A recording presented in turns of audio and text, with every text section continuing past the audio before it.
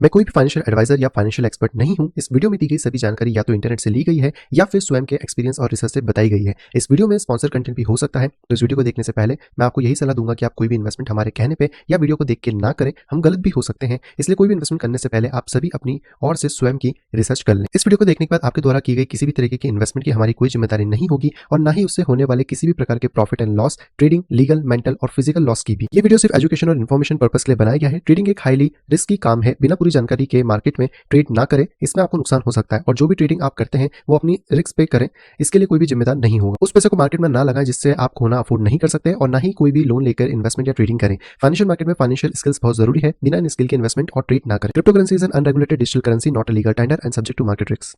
Hello दोस्तों, मैं हूं प्रांजल, सभी का स्वागत करता हूं क्रिप्टो वेल के बिल्कुल फ्रेश वीडियो के अंदर। तो आज की इस वीडियो में हम लोग कवर करेंगे टेक्निकल एनालिसिस को, साथ ही यहाँ पे देखने वाले हैं कुछ यहाँ पे न्यूज़ेस के बारे में भी, जो कि आप लोगों के लिए हेल्पफुल यहाँ पे रहने वाली है। अगर अभी तक आपने वीडियो को लाइक नहीं किया है तो डेफिनेटली लाइक कर दीजिए, चैनल को शेयर करिए, चैनल को सब्सक्राइब करिए अगर आप फर्स्ट टाइम आए चैनल के ऊपर।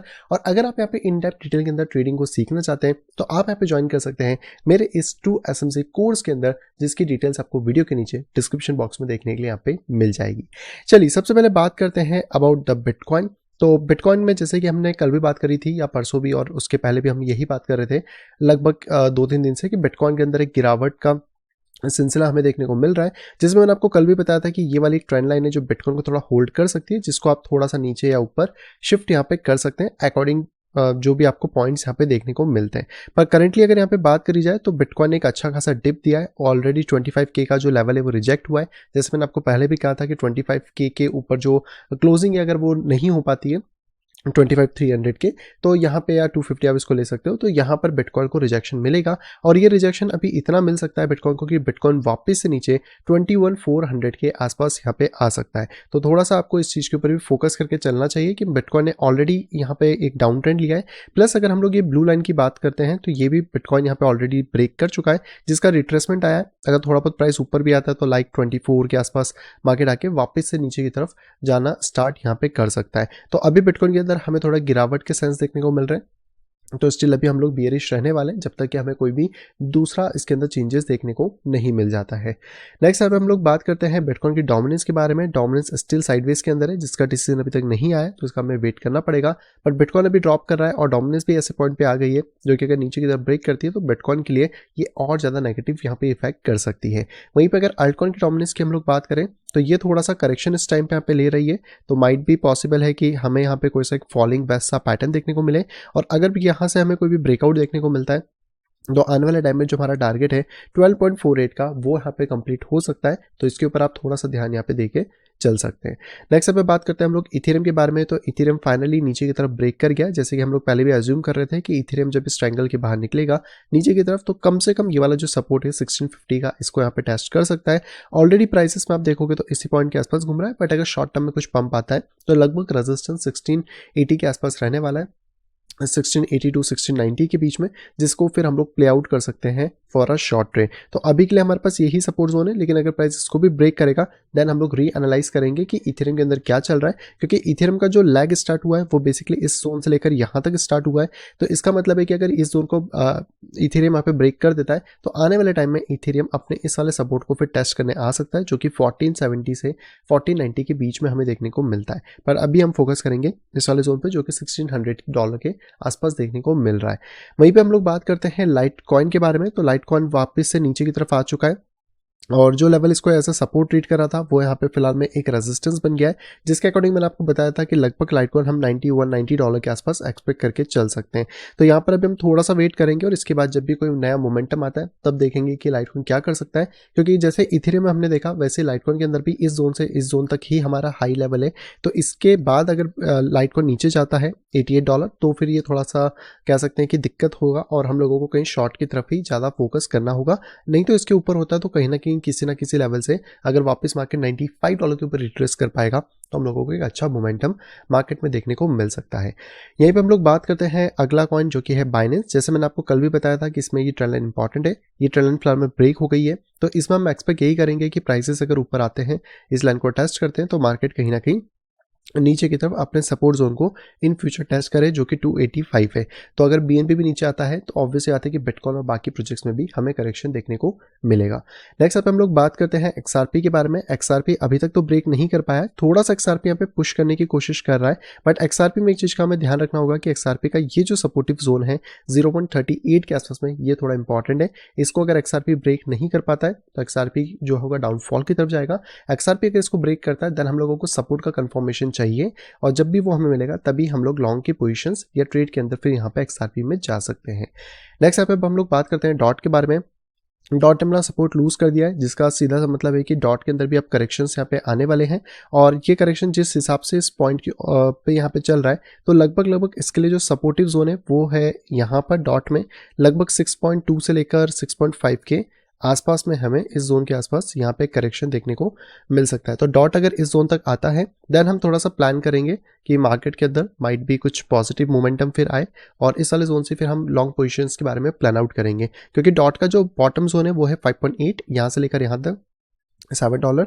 तो यहाँ तक प्राइस आता है या थोड़ा सा विक मारता है लाइक दिस, तो ये 2-3 सिनारियोज हो सकते हैं जो कि डॉट के अंदर प्ले आउट हो सकते हैं, जो कि हमें विथ द टाइम ही पता यहाँ पे पढ़ पाएंगे। नेक्स्ट बात करते हैं नियो के बारे में। नियो के करेक्शन के बारे में आपको पहले ही बता दिया था कि प्राइसेस बहुत ज़्यादा पंप हो गए, तो इसके अंदर आपको करेक्शन देखने को मिल सकता है। फिलहाल में थोड़ा सा सपोर्ट से मार्केट ने बाउंस किया है, लेकिन अगर कल तक ये सपोर्ट ब्रेक हो जाता है लाइक 12.8 या कल या परसों तक, तो फिर आपको नियो में थोड़ा सा करेक्शन एक्स्ट्रा देखने को मिलेगा। और मेरे पास जो रेंज है वो लगभग $10 के आसपास है, 10 से 10.5, इसके बीच में अगर नियो आता है देन हम थोड़ा सा बाइंग के बारे में फिर प्लान आउट कर सकते हैं। नेक्स्ट बात करते हैं एडा के बारे में। एडा में भी मार्केट नीचे आ गया। मैं थोड़ा प्लान कर रहा था कि मार्केट माइट भी शायद थोड़े से स्पाइक्स थे इस जोन तक और फिर ड्रॉप करे, बट मार्केट ने डायरेक्ट इसको ब्रेक किया है। तो ये वाला जो जोन ऑफ क्राइटेरिया था इसको भी हम हटा देते हैं, और अभी हम ये फॉलो करेंगे कि मार्केट अगर इस जोन तक आता है तो भी हमें करेक्शंस मार्केट के अंदर देखने को मिल सकते हैं। ये वाला जोन आप इसको यहाँ से टेस्ट कर सकते हो इस वाले जोन से। तो यही रहेगा, और अभी भी इसमें करेक्शन के बारे में ही हम लोग यहाँ पे बात करने वाले हैं। नेक्स्ट बात करते हैं हम लोग लिंक के बारे में। तो लिंक का भी जो सपोर्टिव जोन था वो टूट चुका है। तो कल मैंने आपको जो बताया था कि $7 एक सेकंड सपोर्ट बन सकता है, इसके ऊपर हम लोगों को ध्यान देके चलना चाहिए। नेक्स्ट अब हम लोग बात करते हैं मैटिक के बारे में। मैटिक फाइनली हमारे जोन के आसपास आने की कोशिश तो क्या आ ही गया है ऑलमोस्ट। जब यहाँ पे प्राइस था तभी हम लोगों ने इसके बारे में बात करी थी। तो मैटिक लगभग अगर 1.2 के आसपास आता है, 1.2 1.3, देन हम लोग यहाँ पे ट्राई करेंगे मैटिक में अगर कोई लॉन्ग पोजीशन बने तो उसको देखने का, क्योंकि इसका जो स्टॉप लॉस आएगा वो 1.1 के नीचे जाएगा। अगर इसके नीचे प्राइस गया तो फिर एक हैवी करेक्शन ले सकता है जो 0.7 तक होगा, बट उसमें बहुत ज़्यादा टाइम लग सकता है। अभी के तौर पे अगर देखें तो अभी यही एक जोन है 1.2 के आसपास जहाँ पे आप मैटिक को बाइंग रेंजेस के अंदर थोड़ा सा प्ले आउट कर सकते हैं।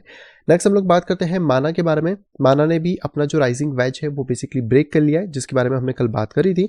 अब अगर इसमें कोई रिट्रेसमेंट आता है मार्केट की तरफ से तो हम लोगों को थोड़ा सा करेक्शन माइट भी पॉसिबल है कि इसकी जो लोकल सपोर्ट जोन है यानी कि ये वाला 0.6 यहाँ तक देखने को मार्केट में मिले। एंड लास्ट पॉइंट की बात करते हैं सैंड, जो कि हमारे पोर्टफोलियो में।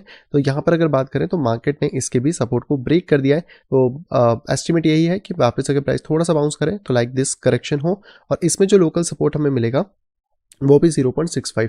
तो माना और सैंड बहुत हद तक एक कॉमन वे में चल रहे हैं, बट यहाँ पे एक चीज़ और इंटरेस्टिंग देखने को मिल रही है, वो है शोल्डर, हेड एंड शोल्डर। अब ये थोड़ा सा नीचे गया था तो इसको वैलिडेट कितना करेंगे ये हम लोगों को देखना पड़ेगा, बट अगर आप इसको as a head and shoulder इस पॉइंट पे देखें और यहाँ से मार्केट ब्रेक करता है तो मार्केट का सेकंड सपोर्ट जोन 0.53 पे बैठेगा, जहाँ पे कि हम लोग फिर अपनी बाइंग रेंजेस को वहाँ पे प्लान आउट कर सकते हैं। तो ये तो दोस्तों सारे टोकन जिसको कि आप थोड़ा देख सकते हैं। अभी मार्केट अपने रेजिस्टेंस के नीचे चल रहा है, ज़्यादा चांसेस करेक्शन के, तो आप इसके ऊपर फोकस रखिए जिससे कि आपको सही चीज़ के बारे में चीज़ें यहाँ पे पता पड़ती रहें।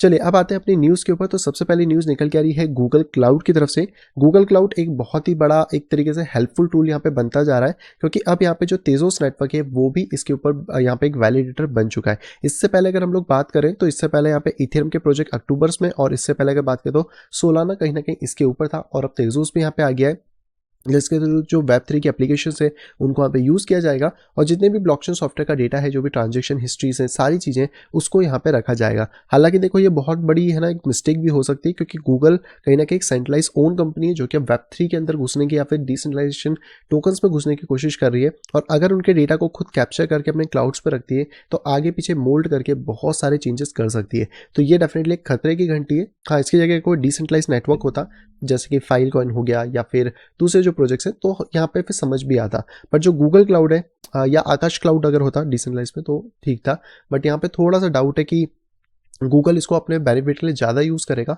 As compare to the growth of the वेब3 या फिर क्रिप्टो इकोसिस्टम। अगली दोस्तों खबर यहाँ पे निकल के आ रही है लेयर 2 सॉल्यूशन आर्बिट्रम की तरफ से। आर्बिट्रम यहाँ पे सरपास कर गया है इथेरियम के डेली ट्रांजेक्शन वॉल्यूम को। आर्बिट्रम बेसिकली एक लेयर 2 सॉल्यूशन है, इथेरियम के ऊपर बना हुआ है। एंड अगर 1 जनवरी की बात करें तो 159K के इसके वॉल्यूम थे, और अभी की अगर बात करें प्रेजेंट की तो 1.1 मिलियन के आसपास यहाँ पे ट्रांजेक्शंस हो चुके हैं, जो रफली यहाँ पे 590% का ग्रोथ है। आप इस चार्ट के अंदर भी देख सकते हैं। एंड सबसे अच्छी बात यह है कि आर्बिट्रम बेसिकली 4 सबसे बड़ा लार्जेस्ट TVL लॉक यानी कि टोटल वैल्यूएशन जो लॉक है वो आर्बिट्रम में हमें देखने को मिल जाती है। तो कहीं ना कहीं आर्बिट्रम और लेयर 2 का जो स्पेस है वो ज़्यादा बेटर अभी चल रहा है इथेरियम से, लेकिन इथेरियम इन सब का फादर है, वो आपको बिल्कुल भी यहाँ पे नहीं भूलना है। अगली दूसरा पे खबर आ रही है सोलाना की तरफ से। सोलाना का टोकन की 12 बजी थी, FTX की वजह से बहुत सारी चीज़ें हुई, सोलाना के अंदर डंप भी हमें देखने को मिला। और अब फाइनली ये खबर आई कि सोलाना के जो खुद के स्टोर्स थे न्यूयॉर्क और मियामी के अंदर, वो 7 महीने पहले जो खुले थे, अब वो बेसिकली यहाँ पे क्लोज करने जा रहे हैं। और ठीक है, ये हालांकि यही स्टोर थे जहाँ पे कि इनकी सारी एसेसरीज मिलती थी, जो टी शर्ट हुडी एंड बाकी सारी चीज़ें थी, जो मुझे तो इतना प्रेफरेबल नहीं लगा, क्योंकि अगर एक ब्लॉकचेन कंपनी है, बट ठीक है, आप अगर आप एक मल्टी बिजनेस खोलना चाह रहे हैं, मल्टी जगह जाना चाह रहे हैं तो ठीक है। पर सोलाना के अब ये दोनों स्टोर भी क्लोज हो रहे हैं, जो कि 7 महीने पहले ही यहाँ पे खुले थे। अब सोलाना का क्या होगा, कैसे होगा, उस पर बहुत सारे डाउट्स हैं, बहुत सारे क्वेश्चन हैं। अगर सोलाना थोड़ा अच्छा फंडामेंटली ग्रो कर पाता है देन हम देखेंगे, नहीं तो सोलाना को हम अपने पोर्टफोलियो और बाकी सब चीज़ों से ऑलरेडी आउट यहाँ पे कर चुके हैं। अगली दूसरा खबर की बात करें तो यार ये बाइनेंस की तरफ से जब से BUSD का कांड हुआ है, बाइनेंस एक अल्टरनेटिव ढूंढ रहा है, और इस टाइम पे USDC कहीं ना कहीं इनकी एक बड़ी चेकलिस्ट के अंदर है, जहाँ पे ये ट्रांजेक्शन यहाँ पे देखा गया है। आप देख सकते हो ये वाले ट्रांजेक्शन के अंदर, तो इसमें जो पिछले कुछ दिनों का डेटा है उसके अंदर BUSD का डेटा बहुत ज़्यादा है, जहाँ पे कि 1.8 बिलियन वर्थ के जो USD है वो बाइनेंस के मेन अकाउंट के अंदर देखने को मिले। तो बाइनेंस कहीं ना कहीं शिफ्ट कर रहा है अपने BUSD से USDC के ऊपर, और आने वाले टाइम में क्या ये USDT पे आता है या कोई नया टोकन आता है, ये चीज़ें भी हम लोगों को देखनी पड़ेंगी। पर जितने भी टोकन सेंट्रलाइज ओन है, यानी कि USDC पे कहीं ना कहीं सेंट्रलाइज ओन है, तो इनकी दिक्कतें कभी भी ख़त्म नहीं होंगी। आज नहीं तो कल, कल नहीं तो परसों, इनमें दिक्कत आनी ही आनी है। अगर आप BUSD यूज़ कर रहे थे तो USDC अभी फिलहाल में एक सेफ ऑप्शन है, और USDT, दो ऑप्शन अभी अच्छे जहाँ पे कि आप लेन देन का काम कर सकते हैं। ट्रेड के लिए BUSD ठीक है, ट्रेड करने में कोई इश्यू नहीं है, लेकिन अगर आप विड्रॉल कर रहे हो या कुछ भी कर रहे हो तो BUSD होल्ड करने से बेटर है कि आप USDC या फिर USDT को यहाँ पे कंसिडर कर सकते हो। आज की दोस्तों आखिरी खबर की बात करें तो ये निकल के आ रही है बिटकॉइन के डिफिकल्टी लेवल, यानी कि जो हैश रेट होता है उसके बारे में। और अगर हम लोग बात करें तो 24 तारीख यानी 24 फरवरी को यहाँ पे जो हैश रेट है वो बेसिकली इंक्रीज हो सकती है लगभग 10 से 11% हाइयर। तो ये थोड़ा सा आप ध्यान रखना कि अगर ऐसा होता है तो बिटकॉइन की सिक्योरिटी तो स्ट्रॉन्ग होगी, लेकिन ज़्यादा माइनर्स चाहिए होंगे, ज़्यादा चीज़ें चाहिए होंगी ताकि बिटकॉइन को माइन यहाँ पे किया जा सके। 0.49% का डिक्रीमेंट हमें देखने को मिला था पिछले महीने, लेकिन इस बार यहाँ पे कंसिडर किया जा रहा है कि 10 से 11.5% का जंप मिल सकता है। 200 एक्सा हैश की रिमेन यहाँ पे पावर थी 2022 में, 2023 में ये पावर 300 एक्सा हैश के आसपास आ गई है, और अभी की पावर की बात करें तो 310 के आसपास ऑलरेडी यहाँ पे चल रही है। तो यहाँ पर अभी जो ब्लॉक टाइम 10 मिनट का एक एवरेज लेता था वो 8 मिनट 55 सेकंड से 8 मिनट 68 सेकंड के आसपास यहाँ पे आ चुका है। तो यहाँ पे आप देख सकते हो कि लगभग हैश रेट है 316 एक्सा हैश, जो कि बहुत ज़्यादा होती है। और अगर इसी तरीके से चलता है तो 3 दिन बाद जब इसकी डिफिकल्टी लेवल फिर से एडजस्ट होगा तो वहाँ पे 10 से 15% का हायर ग्रोथ देखने को मिल सकता है। तो और ज़्यादा हैश रेट चाहिए बिटकॉइन को माइन यहाँ पे करने के लिए, और अगर ऐसा होता है तो इसकी प्राइस भी बढ़ेगी, एवरेज प्राइस। तो देखते हैं कि 3 दिन में क्या असर पड़ता है और अगला वीक हम लोगों को कैसा देखने को मिलता है, क्योंकि वो लास्ट वीक होगा फरवरी का, और वो ये चीज़ डिसाइड करेगा कि अगले मंथ से बिटकॉइन का जो मोमेंटम है वो यहाँ पे क्या होने वाला है। आई होप दोस्तों वीडियो सभी को आप पे पसंद होगी। दोस्तों अगर वीडियो को पसंद तो प्लीज़ वीडियो को लाइक करेगा। अगर अभी तक आपने चैनल अपने फैमिली या फ्रेंड के साथ शेयर नहीं करा है तो तुरंत जाए शेयर करें, ताकि वो लोग भी क्रिप्टो मार्केट से अपडेटेड रह सकें। अगर आप आए फर्स्ट टाइम इस चैनल के ऊपर, तुरंत जाइए चैनल को करिए सब्सक्राइब, साइड में देखिए नोटिफिकेशन बेल को दबा के क्लिक करें ऑल के ऊपर, ताकि मेरे आने वाली सभी वीडियो की इन्फॉर्मेशन प्रॉपर टाइम पे आप पा सकें। तो मैं मिलता आपसे कुछ इंटरेस्टिंग वीडियो के साथ, तब तक have a great day and bye bye.